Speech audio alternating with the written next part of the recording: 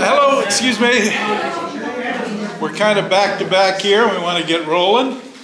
I'm Steve Barker, and I'm with the Escondido Creek Board for the Conservancy, and this is our 35th year, and we were lucky enough to get one of our generous donors to put up $1 million matching grant. So all the board members are practicing their pitches. And so even though you're kind of the choir, and I'm preaching to the choir here, there's an opportunity for me to practice my pitch. And so I'll give you a few reasons why it's a great idea this year, as any year, to become a member of the Conservancy. We've been doing it 35 years. We started on a kitchen table right here local. We are a local organization run by locals. We have a few board members here, a few past board members. We grew this thing right off the kitchen table and learned how to do it along the way. And yet, we're nationally recognized. We are accredited by the Land Trust Alliance, which is quite a process to go through. We are audited annually by a local accounting firm. It's part of what we do. And we are recognized by the agencies as good land managers. And so that's all lined up with, along with the fact that we happen to have a backyard habitat, which is extremely unique, as you know. And so it's created an opportunity to put together 3,000 to 4,000 acres that we've conserved personally, and over 10,000 acres that we have helped with the conservation of. So it's going to take all of us. Every time we sign one of these land deals, there's this word perpetuity, which means we've got to somehow figure out how to manage this land for the long run. And even though it's protected with land, with easements, conservation easements, frankly, politics change, things change, and the only real assurance an old guy that's been doing this since 1990 when we started this has that this is going to go on long after me for my grandkids is if we get local folks engaged and in love with our watershed and nature. So that's what our new mission is to really try to light up the local community to get involved. It's the product of our education program. We get all these young kids, third, fourth, fifth graders, inspired about nature and our watershed. And so I just encourage you, if you're going to give somewhere and you care about nature and the environment and our watershed, we're a great place. Your money is well spent. We're very transparent. You know how hard our volunteers work, so it all gets leveraged big time. So thanks, and now I'll turn it over to Laurel, and we'll start with our program. Thanks. Thank you. Thank you so much for being here. This is our quarterly conservation conversations. Happens 3 to 4 times a year, every 3 months. always on a different conservation topic relevant to the watershed. We appreciate you guys for being here. I must give a big shout out to Beth for being here too. Thank you so much. Beth is the current president of Palomar Audubon Society, and we love them because they helped us, they rallied to help us get Mountain Meadow preserved and our beautiful office space and headquarters there. So a huge part of the Save 1,000 Acres. There's a beautiful, cute sticker that goes around with an owl on it that says Save 1,000 Acres. And from 5-10 years ago when they did that whole initiative, and we just thank them for all their work. And I also must shout out that we have these super cute Chico bags, guys, and they are on sale back there for $17.50. What's $17.50 times 2? 35, guys. $5. Happy, yes. Happy 35th. And yeah, Beth, thank you so much for being here. What's in your bag? It is like a packable bag, so.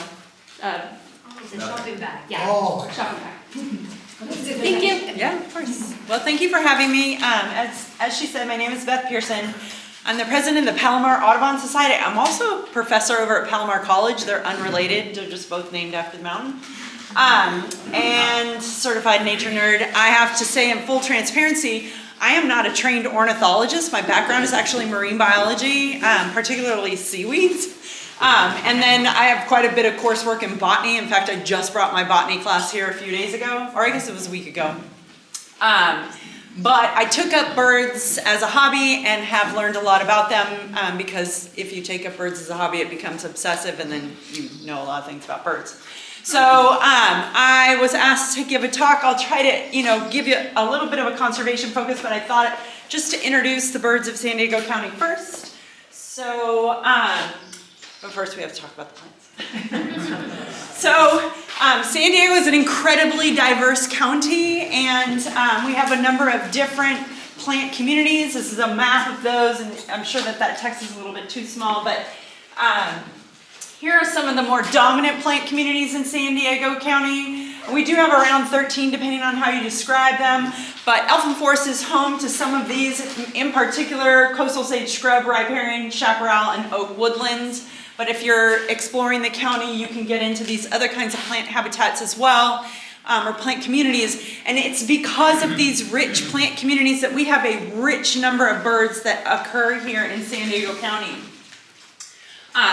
We are known to have the largest number of bird species of any county in the United States or any areas of similar size. Again, lending to all these different plant communities. More than 430 species of birds have been documented in the county. So if you want to take up birding, it's a big list to take on, but I highly recommend you start small. I don't know how much experience. We have any experienced birders in the room? Okay, we got a couple. Any moderately experienced birders in the room? So a few. Any brand new birders in the room?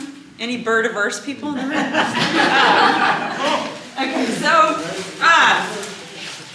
basically birds are dinosaurs. They're the surviving dinosaurs. They are warm-blooded vertebrates, and their forelimbs, of course, have been modified for flight. Learning some of the parts of the bird might help you in identifying birds. If you did decide you want to dive deeper, there are a lot of sort of field marks to help you identify a bird. And if you don't know where the lores of the bird are, then you don't have any idea what they're talking about, yellow lores or not. But there are all sorts of different parts of the bird, and that can help you identify them. So what I thought I would do is introduce just a few birds for each of our dominant habitats and tell you a little bit about them. So coastal sage scrub is a habitat you have here. It's on the lower elevations of the preserve. And some of the birds that you might have the chance to see here is our California gnatcatcher, which is an endangered species because it relies on coastal sage scrub, and there's so very little of it left. It occurs along coasts where everybody wants to build their house, and so there's not a lot of that habitat left. We also have a couple of other gnatcatchers in the county, but this one is specific to the coastal sage scrub, and it sounds like a little kitten. It's called, if you hear meow. Otherwise, we also have a blue-gray gnatcatcher who's not really going to have that black cap, although that is a male characteristic, so the females don't have it either. Anybody know what this bird is?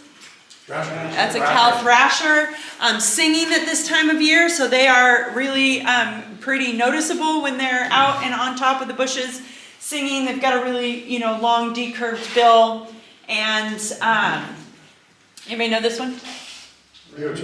Buick's wren. Yeah, little wren. You can tell that wrens usually have their tails cocked up. That's a wren thing. Also, this sort of striping in this tail is very much a wren thing. And so Buick's wrens are a really common bird in the coastal sage scrub, and you can ID them because they have this white eyebrow. And that's to differentiate them from some other wrens that we have, because northern house wrens occur in similar habitats, no white eyebrow on those birds. The names are kind of over here, but I should have not put them up here.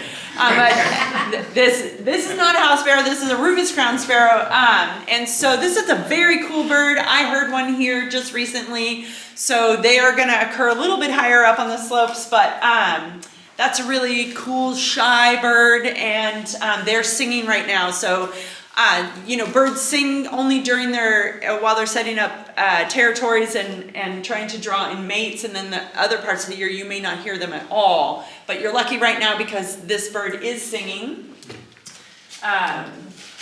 In a chaparral habitat, which is a little higher elevation, truth be told, many of these birds kind of overlap. In fact, the birds on the screen absolutely overlap with coastal sage scrub. But some of the birds, the wren tit, this guy here, looks a little bit like a wren. You can see that cocktail, which is how it got its name, although it is not truly a wren, is sort of known as the bird of the chaparral. It's makes that doot doot doot doot doot call, and almost year round I hear these birds singing. So they're really common in the habitat. This bird is the California quail. It is our state bird, so this is the bird that represents our state. This little guy, bush tits. Then they are, look very similar to the wren tits, hence the, why they have similar names as well. But a little bit smaller and almost always in groups, and they'll kind of flock around, almost like a little school of fish, as they fly around in the forest. This bird is a California towhee. You're almost undoubtedly going to see this on the ground. They're going to be scratching in the leaves is where you would see a California towhee. We also have spotted towhees, and they are pretty vocal, especially around now.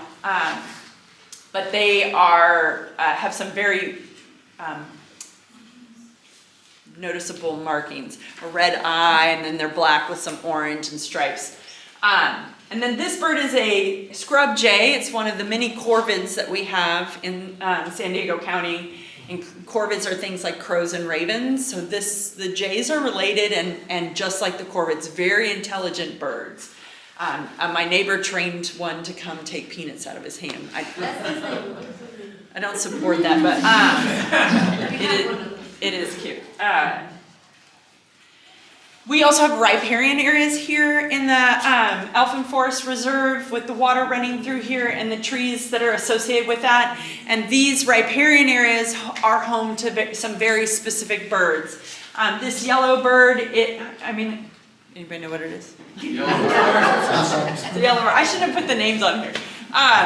So yellow warblers are mostly a riparian bird. They are migratory, but they prefer the riparian habitats. Down on the ground, you might find one of these Lincoln sparrows. If you're taking up birding, I recommend you do the sparrows later. just saying, in your progression. I think you start small with a few of the dominant birds, and then you just keep adding to your repertoire. I think that's the way to not get overwhelmed by it. But I would hold off on the sparrows. They can all look very similar to each other. But if you're at a stage where you're trying to learn sparrows, little thin stripes here, as opposed to the bolder stripes that you might see on a song sparrow or a Savannah sparrow. They've got these tiny little thin stripes. And then also, they've got a little buffy back here too. I usually see them in wet places where there's a little bit of standing water on the ground, is where I generally run into these Lincoln sparrows. Here's a song sparrow for comparison, and these guys are pretty flexible about their habitat. So you can find song sparrows in a number of different places. And so they're gonna overlap with the Lincoln sparrow, they're gonna overlap with possibly the rufous crowned sparrow, although those rufous crowns are very specific to some chaparral habitat. But notice these bolder markings on its chest and none of the buffy, like this one has this buffy on it. And then another really key bird that we find in riparian habitats, especially healthy riparian habitats, is this least-bell's vireo, which is also a listed species because its habitats have been decimated because we have channelized a lot of our waterways to try to control flooding, and so they've lost a lot of their prime habitat. I should say at any point in time, if somebody has a question, please. Yes? Could you perhaps give some distinguishing characteristics of the Bell's vireo? You know, so vireos in general can be kind of secretive. You're gonna hear them usually before you see them. They have a pretty distinctive call. Interestingly, Bell's vireo in the deserts is much more boisterous and less shy. But the least Bell's vireo in the riparian habitats, I mean, I identify them, they've got a slightly shorter and stouter bill than a warbler. And there's a little hook on the tip of the bill, which is a vireo thing. Like, we have some other vireos as well. Particularly in San Diego County, we get some migrants coming through, some plumbeous and other kinds of vireos. Hutton's vireo is fairly common, but that bill is a little bit thicker and shorter, and there's a tiny little hook to it at the tip. Is that a white spot around the eye regular? Yeah, they have white eye rings, yes. Sometimes more bold white eye rings.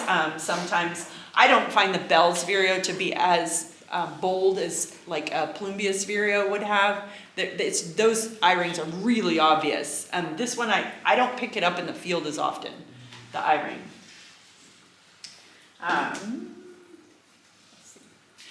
We have oak woodlands here at Elfin Forest, and so there are some birds that are pretty common in the oak woodland. Of course, acorn woodpeckers love the acorns. Woodpeckers in general are really cool birds. They their tongue wraps around their brain to help insulate it as they're pecking on the trees, which is a really cool anatomical feature. Acorn woodpeckers are communal nesters, so they share one nest together, almost like a little preschool, and they take shifts. I thought that was a really cool thing, which I learned about from a PBS special on woodpeckers. So if you can find that, that was phenomenal. A great little educational piece on woodpeckers. When they peck at the trees, are they then going to hide the acorn in the tree? Is that where they're hiding their food for later? Yes, they cache it for later, and then as the acorn shrinks, they'll actually move it because they want it to be tight in the hole, so they move their acorns around. And acorns poke these holes to cache their food. Sometimes they're poking a hole because they're trying to find bugs in the dead wood. And then sometimes they'll make a very clear pattern of on the trees, and that's a contact call. So you can actually identify a woodpecker based on that contact call. So if it's sort of irregular tapping, it's probably just trying to find bugs. But if you hear sort of like on a tree, they're just communicating with other woodpeckers. So that is an acorn woodpecker there. I feel like they have this clownish face to them. So I don't find them difficult to ID. But some of the other woodpeckers I do find to be more difficult to ID. This one, as the name implies, is a Nuttall's. Anybody know who you can get it confused with? Downy woodpeckers. What were you going to say? Well, I was kind of curious between the oak woodland and the riparian, how those are different. Is oak woodland like more specific and riparian's more broad? Because I normally see oaks growing along. Right, especially here, a lot of the oaks are sort of clustered around the stream, and so they are competing for space with the riparian trees, which are things like the willows and the sycamores, which are more traditional, I shouldn't say traditional, more typical riparian trees. Oaks don't need to be next to the water like a willow or a sycamore does. Oaks just need to be in an area where the soil can accumulate, and so they can get their roots down deeper, which is not going to happen on an exposed slope where a lot of the soil washes off and the soils are not, they're more shallow. So you tend to find oaks in places where some soil can accumulate. And they can really put down, you know, they have both deep roots and they have shallow roots. But here, you're right, those two habitats kind of overlap. But in other parts of the county, if you go out, you'll find oaks in sort of valleys where these soils are accumulating. So does anybody know how to tell a Nuttall's woodpecker from a downy? Because they do look very similar. There's one really easy way. Downy will have a white stripe down its back. Like, so there'll be a big white stripe. And I don't know, I'm like, ooh, this is kind of nutty. Like, I don't know why. In my head, that's why I'm like, ooh, it's kind of nutty on the back. That's helpful. And so that's a Nuttall's woodpecker. And they make a call kind of similar to wren tits, but not with that descending piece at the end. You know, wren tits is like, they're just sort of, this is a warbler, so this is the thing you might confuse a vireo for, because warblers and vireos occupy the tree branches above. In fact, in the birding world, people are familiar with the term warbler neck, because you're trying to identify the warbler up in the tree. Vireos could also create this situation because they're both up in the tree branches, particularly if you're birding in places where it's more densely forested. We're kind of lucky here for a birder. You can almost always spot the bird in the forest because it's not as dense vegetation. And so this is a bird that occurs in San Diego County in higher quantities during migration, but many of them stay here year-round. This is an orange-crowned warbler, and you're like, orange-crowned what? I almost never see the crown except for once. I have a fountain, and it was bathing, and I saw the little bit of orange here in the crest of this bird. But otherwise, I don't know when they show it. I've not ever seen it happen. This is that spotted towhee I mentioned earlier. So that California towhee, very drab colored, but the California towhee has a little bit of orange feathering here on its butt. And I don't know why, but so do California thrashers. Is it convergent evolution? Is it what? I don't understand why. Both of these birds are very drab colored, so they're camouflage. But what's up with the orange butt? I don't know. Somebody needs to figure that out for me. But these guys are not drab at all. They're pretty striking birds. On the East Coast, there's a bird that looks very similar called an eastern towhee, but this is a distinct species on the West Coast, and it is a spotted towhee. This little guy, it kind of depends on where you are. In some places I go birding, I hear them and I don't see them. They just seem to evade me. And then other places they're like on the picnic bench. So Irvine Park, for some reason, the oak titmouse there is very gregarious. But usually I find them to be pretty secretive, and they're going to be in the top canopy of the oak trees. But they do have a cute little crest if you get an eye on them. And then this guy is a nuthatch.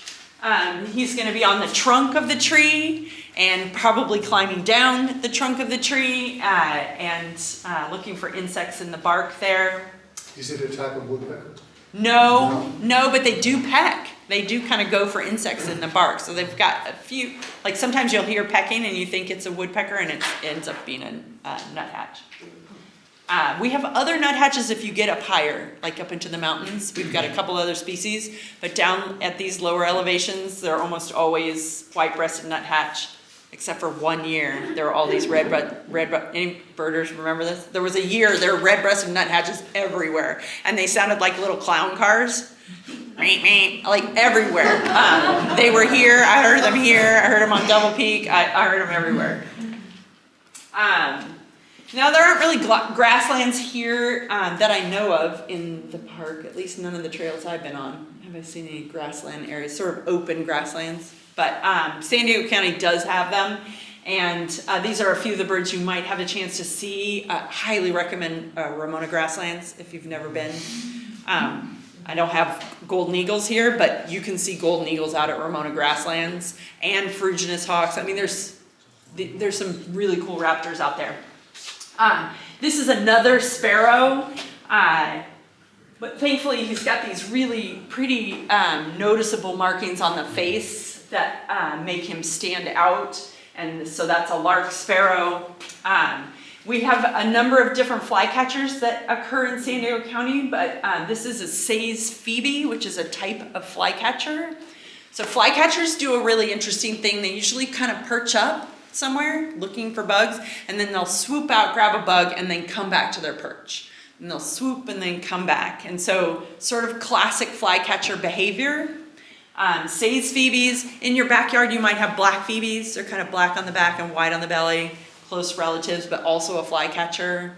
Right now, we've just started getting western flycatchers coming in. They've just migrated in. In the birding world, sometimes people get kind of excited. First of season, like it's my first bird. We're all about like ticking them off on a list, like, and so you're ticking off your first of season. So I've been hearing western flycatcher around. Another grassland bird is the meadowlark. Here we have the western meadowlark. There is an eastern meadowlark, and then there's a Chihuahuan meadowlark as well, but not in San Diego County. And then in the upper right is one of 3 different goldfinches that we get, but this guy's the most common. A little more drab, extremely variable though. Sometimes they're a little more brightly colored, sometimes they have no yellow on them whatsoever. So you kind of have to be careful because sometimes you're going to want to call them something that they're not. We do get American goldfinches in San Diego County, but they're not going to have a gray bill like that. So those are some grassland Are birds. all phoebes flycatchers, and do they all have that same behavior? Yes, all phoebes are flycatchers. And they all do that? They do that little swoop out and come back. Are the meadowlarks found at all up in some of the smaller meadows up in the hills? Yes. Okay. Yeah, I find them I think I've almost seen anywhere them. there's some meadows, I've seen meadowlarks. We used to have them here, just east of our, just west of our house. Oh, really? I do, yeah. Um, Haven't seen them in a while. maybe fire abatement. They're getting rid of a lot of grasses in places, so that might limit where they are. San Diego has lots of freshwater habitats and ponds, and so there's a whole suite of birds that you might see if you go to a freshwater habitat. You might find one of our many herons. This is a great blue heron. But anybody know what other kinds of birds we have that are similar? Egrets. We've got one that's big like a great blue heron and has a yellow bill, and that's the great egret. And then we have a smaller one with a little black bill, and that's the snowy egret. But if you get down into like San Diego Bay, we get a bunch of really neat, interesting things occurring down there. So, you know, I'd start small with your basic egrets and herons and then work your way up. Yes? So I've had an egret in my yard, just recently it started coming, and it was in my yard this time last year. I live near Lake Hodges. I know they are like nesty in the trees, but I'm across Via Rancho Parkway. Like, what are they doing in my yard? You know what? I have seen them eat gophers. Yeah. Really? Yes. So they'll eat gophers and lizards. They're not really strict about where they'll get their prey. If you have a pond, they'll clean your If you have pond out. they'll clean your pond out if you have a pond. Do you have a pond? A creek. Oh, that might be part of the draw. But Yeah. I've seen them over at Kit Carson Park on the lawn there going after the gophers. So this is actually a warbler, but it's called a common yellowthroat. Although I'm starting a campaign to change its name because I'm like, there's nothing common at all about this thing. It should be the bandit bird for sure, like anything but common yellowthroat. But they are definitely a water bird. If there's water around, there are probably going to be some common yellowthroats in the reeds. Coots are going to gravitate towards areas where the water isn't moving. Red-winged blackbirds love it if you have some cattails in there or some kind of vegetation that's a little bit taller.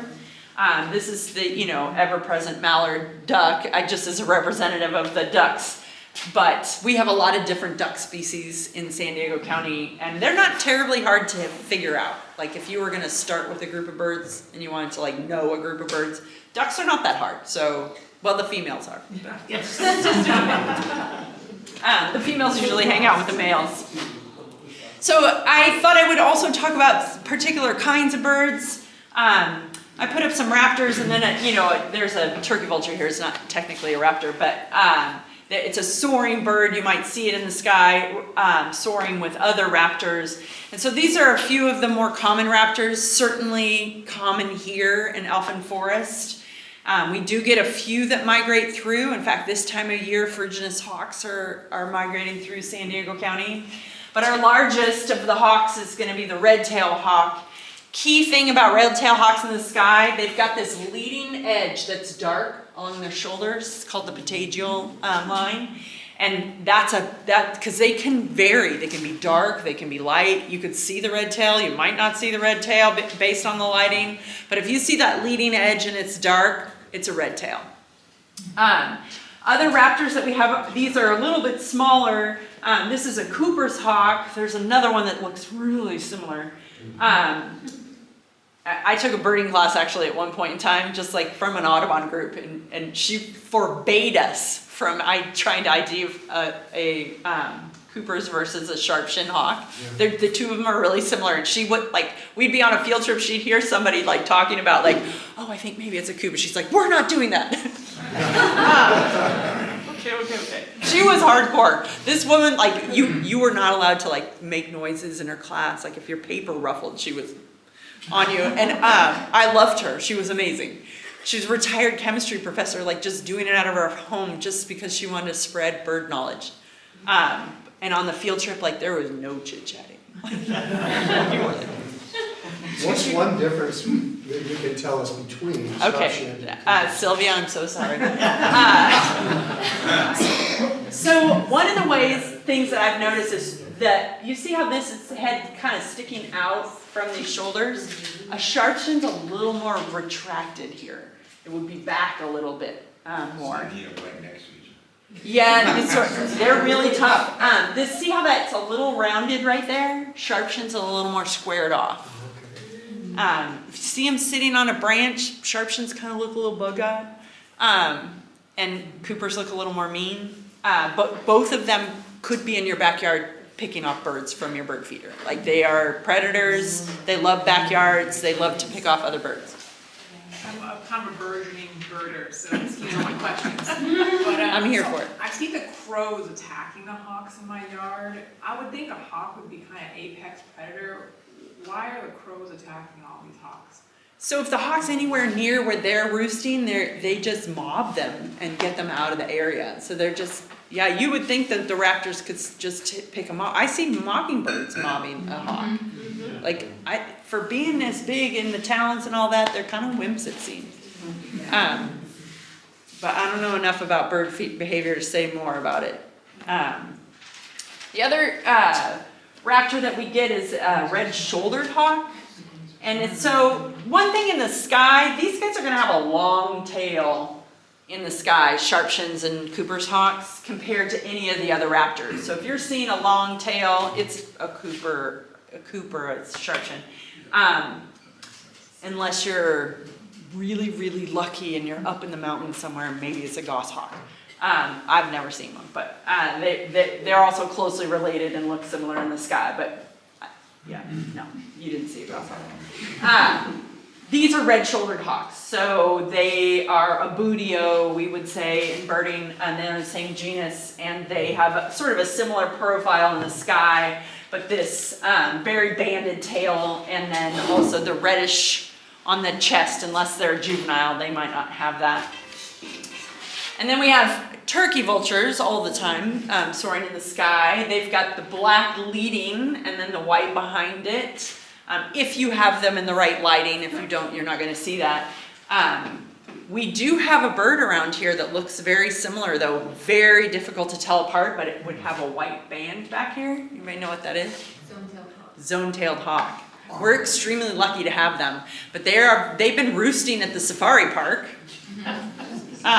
They're hanging out in the safari park, and so you can see them places in San Diego County.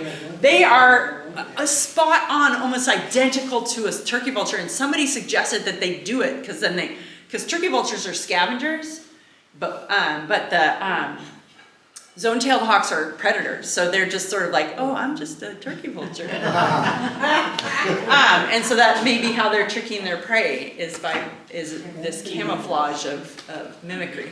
They're the same size as well? Yes. Wow. Yeah, and the way they hold their wings is very similar. It's all very similar. They're very hard to Neutral wings and wobbly in the air. not as wobbly, Okay. but otherwise flight patterns pretty similar.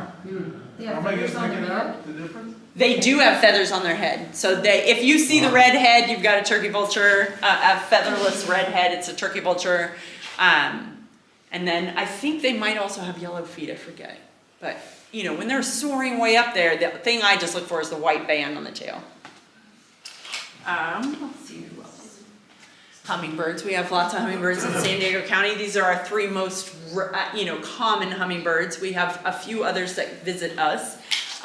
Anna's and Allen's are the two that you probably have in your backyard. A little bit smaller, very orange, and usually a little bit of green on its back. And then the Anna's hummingbird is mostly green. The males are going to have these pink feathers on its face and neck. This is referred to as a gorget. It's a hummingbird thing. It's a reflective quality, so the feather isn't actually pigmented. They're just reflecting light in a certain way to give the appearance of a color. This is a costas. This is more of a desert bird. But you don't have to, I saw one today in Poway, so it's not like they're only in the desert. And they have this purple gorget. And all hummingbirds do these little territorial dives where they'll go really high and then they'll go whoosh. And you'll hear either a pop of the wind as they make the curve, or you'll hear the shoo of the costas. I hear them before I see them. And then we have other hummingbirds that come through. Some rare hummingbirds have been seen in San Diego County. Birders in the birding community, some people are what you might call a twitcher, or they chase the rare birds, and we all communicate online. There's this whole community that happens, and like San Diego has this really great birding community. Like you get on their listserv, and Paul Lehman, if you've ever heard of Paul Lehman, he's like the birding god in this county, and he like reports out on anything that's happening bird-wise in the county on a regular basis. Saw the such and such bird here, and it's probably doing this, and it's probably not going to be here very long. And it's great. It's great information, but people go chasing rare birds. We get a lot of migratory birds in the county, so there are some birds that are really only here in the wintertime. There are some birds that come through in a pulse during the spring, and those same birds are probably the ones that will come through in a pulse during the fall. And so what's on the upper right here is what we call a bar chart, and there's a website that's hosted by Cornell University called eBird, and eBird keeps bar charts for hotspots all around the world. And so this is actually a bar chart for Elfin Forest, and this is compiled by data that people have submitted. So if I go on a hike in Elfin Forest and I'm seeing birds while I'm here, I'm logging them. I'm keeping track of what I see, and actually San Diego County right now is trying to get a bead on breeding behavior. In fact, we're doing it for the whole state. This is called the California Breeding Bird Atlas. One has never been done for the state. San Diego did a really good one. Phil Unit, who just retired from the Natural History Museum, he's actually giving a talk for Palomar Audubon next Thursday night. It's on our website. I'll talk about it later, but if you're interested, he's a legend, and what a nice guy. Just an incredibly great birder, nice guy.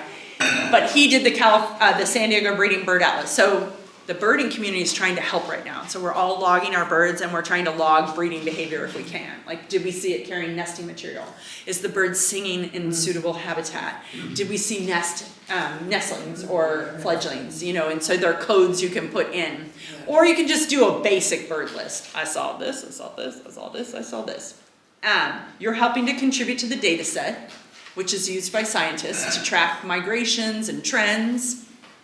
It also will log it for your own personal list. So it keeps a running list of everything you've seen where.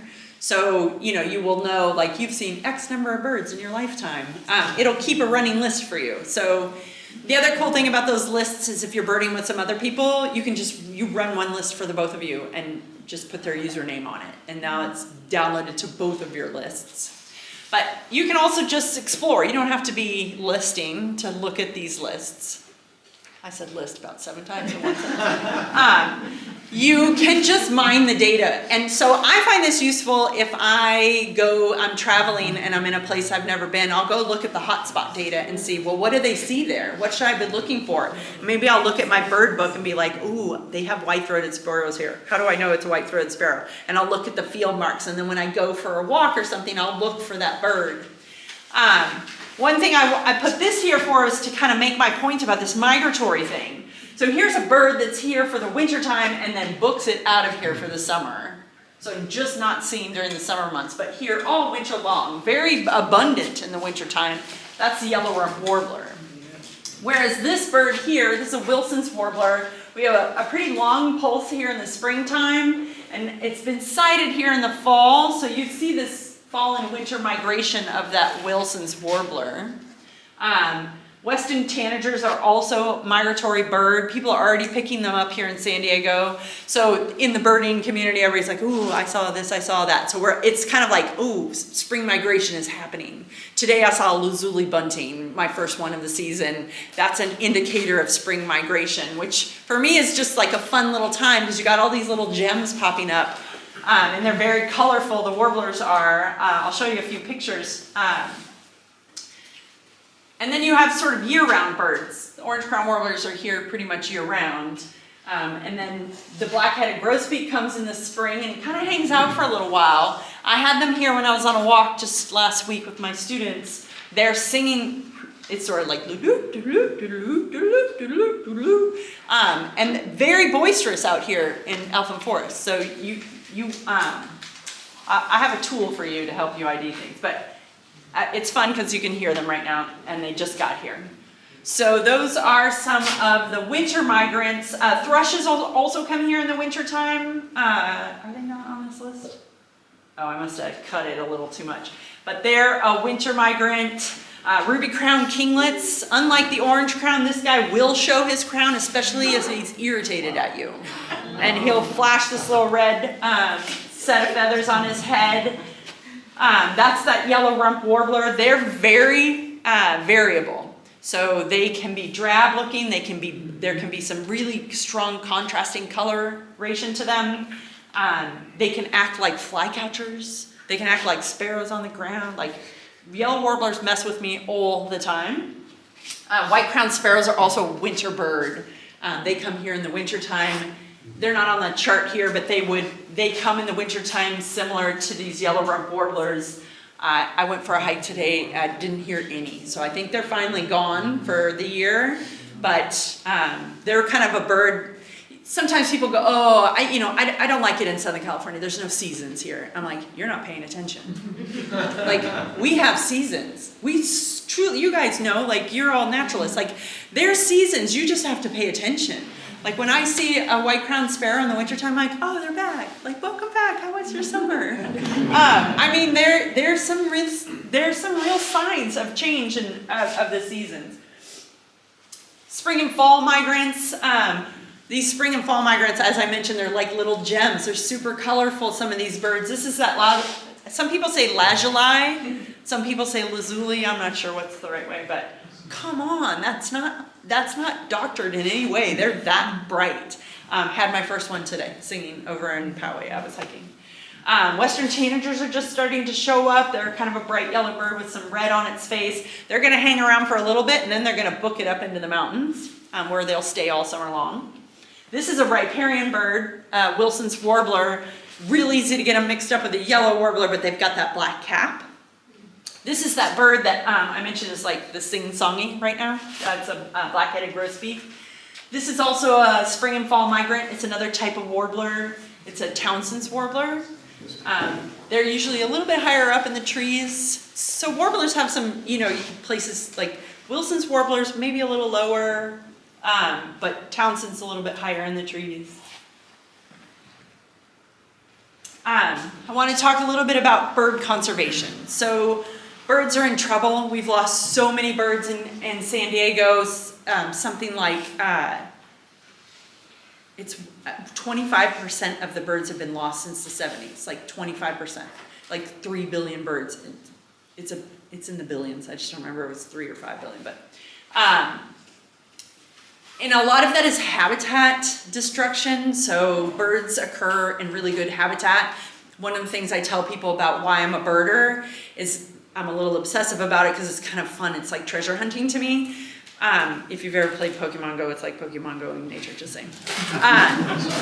But it's that for me, and it feels like winning. You know, it's like, oh, my first lazuli bunting of the season. Like, that feels like a win for me. And I need more of that in my life. But also, birding takes you to beautiful habitats because you're gonna see the best birds in the best habitat. So you're traveling to places maybe you weren't thinking about going, but you know, someone's like, oh, there's a birding trip here. And you're like, dang, this place is beautiful. I didn't even know it was here. But it was good for birds, and that's why my particular group goes someplace different every Saturday. So I've discovered a lot of really cool places in San Diego because of that. There are, you know, a few things we can do if we want to try to keep the birds that we have left. We have to preserve habitat, which you guys already know. You're already doing that. That's your main mission is keeping habitat healthy. Lights Out San Diego is a program being promoted by the entire Audubon. The Audubon Society is a bird conservation society that's been around for a really long time. One of the first citizen science projects is the Christmas bird count, hosted by the Audubon Society. San Diego Audubon, we have 3 Audubon chapters in the county. San Diego Audubon is the biggest one, and they've got some properties and nature centers and paid employees. Buena Vista Audubon is sort of a medium-sized chapter. They have property, they have nature center, they have paid employees. And then there's Palomar Audubon, and we're all volunteer run. We have no property, but Elfin Forest, Escondido Creek lets us use their conference room because we really helped with the fundraising for that property and Save 1,000 Acres. So we've had a strong partnership with Escondido Creek for a long time, and anyhow, we're just kind of a ragtag group of volunteers that are trying to do a thing. Oh, question? Yeah. Actually, is a comment. You also are in the home of some of your collection. These birds that Are from us. Oh, look at the card. Yeah. Yeah, some of them, not all that's of so them. cool. I had no idea. Is it all of them? That's No, I us. can't remember. Yeah. I mean, 1, 2, and maybe there's a third one I don't recall. Oh, that's very Yeah, cool. it's Well, I'm back glad when- that we found a place, because people give us stuff, and I'm like, what am I gonna do with it? Well, now I know. I might have a falcon for you. So San Diego Audubon has a lot of resources, and that's great because we're partnered with them, and they let us like participate in their bird festival, and they we all work very well together. They are really trying to help with educating people about Lights Out, because as these birds migrate, they migrate at nighttime for hundreds of miles at nighttime, and the lights of the city will draw them in, and then they hit buildings, and they so there's a lot of bird deaths during migration because of the lights. And so encouraging people to turn their lights off at nighttime or buy lights that only cast down instead of up. Just trying to make people aware, so when they are making choices, maybe they can make more bird-friendly choices. You can learn more about it, but I'm really encouraging people to turn their lights off from 11 p.m. to 6 a.m. because just hundreds of birds are just streaming over the county during this period of time, especially in the fall and the spring. So most birds are migrating at night? Yes. Oh. Isn't that wild? I didn't know. Yeah, they have some crazy navigation systems that allow them to figure out where they're going. Like they sense geomagnetic fields and things. It just blows my mind.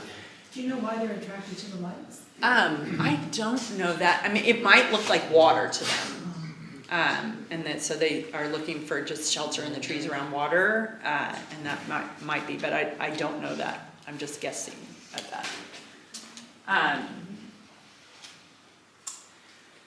Other organizations in the area that, you know, I put together this talk and then modified it for tonight, but I was trying to think of other organizations somebody could get involved with. Obviously, Elfin Forest and Escondido Creek are great organizations to get involved with. Friends of Daily Ranch is another local organization.